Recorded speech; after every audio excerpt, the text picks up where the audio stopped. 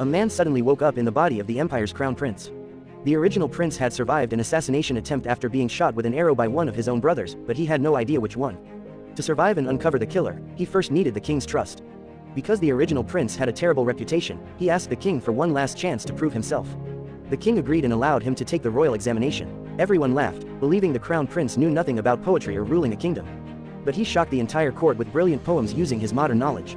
Then came the real test. 20,000 refugees were about to enter the capital. The sixth prince proposed giving them free food and letting them govern themselves. The officials praised the idea, but the crown prince disagreed. Free food will make them dependent, and if they govern themselves, they may eventually rebel. The king ordered both princes to manage 10,000 refugees each and compare the results after 1 month. Before they could leave, another crisis struck. Northern invaders demanded tribute. The officials advised paying them, but the crown prince challenged their cowardice. He bet that if he could raise 1 million taels of silver in a single day, the officials would resign. If he failed, he would give up his title. He visited the city's richest silk merchant and introduced a revolutionary silk dyeing method using his modern knowledge. Amazed by the new color, the merchant agreed to sponsor him with 1 million taels. The king accepted the money as a war fund and rewarded the crown prince with a small share as a father-son joke. Just when one crisis ended, another began. A mysterious plague spread through the refugee camps. The camp physician declared it incurable, but after hearing the symptoms, the crown prince realized it was only a severe flu.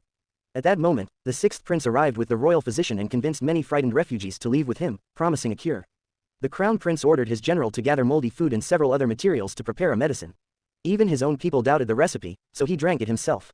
Seeing the prince risk his own life, the general stood by his side and willingly took the medicine as well.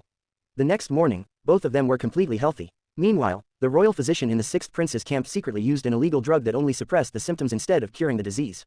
Soon, refugees began dying one after another. The crown prince started distributing his medicine, but before everyone could take it, royal officials summoned him to the court to explain his disgusting cure. Before leaving, he asked them to inspect the sixth prince's camp first. There, he warned the royal physician that the illegal substance mixed into the medicine could take people's lives, but the physician ignored his warning. When both princes arrived at the royal court and argued before the king, urgent reports suddenly arrived. Your Majesty, refugees in the sixth prince's camp are dying. Another messenger rushed in moments later. Thousands of refugees have gathered outside the palace, begging for the crown prince's medicine because it is curing everyone. Unable to deny the truth any longer, the royal physician admitted his mistake and begged the king for forgiveness. The sixth prince also pleaded for mercy, blaming everything on the physician. The king ordered both of them imprisoned and commanded the crown prince to distribute his medicine to every remaining refugee. Within days, the epidemic disappeared, and the grateful refugees praised the crown prince as their savior.